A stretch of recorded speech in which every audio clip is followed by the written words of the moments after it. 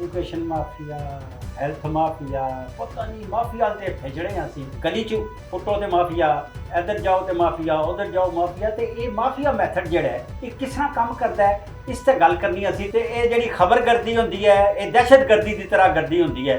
तो जिल्लै तुसीं खबर मारदे हो किसी नूं किहड़ा हाल हुंदा उन्हां दा, मैं जरा पुछना है। ये दवाइयां बेचण वाले, दवाइयां बनाउण वाले, दवाइयां छुपाउण वाले, ये हर जगह एक माफिया है। कोई छोटा माफिया, कोई बड़ा माफिया, कोई सब तो बड़ा माफिया। बिलखसूस जिस तरह तुसीं जिक्र कीता दवाइयां दा, ते दवाइयां दे अंदर एक मैडिकल स्टोर तो लैके ते एक दवाई बनाउण तक ये तमाम माफिया है। ये हर एक सर्कल है, हर सर्कल का एक अपना माफिया है। वैक्सीनां ते पता नहीं के बेचण वाले, बीमारियां बनाउण वाले, बीमारियां उठाउण वाले, बीमारियां विछाउण वाले, जंगां बनाउण वाले, जंगां विछाउण वाले।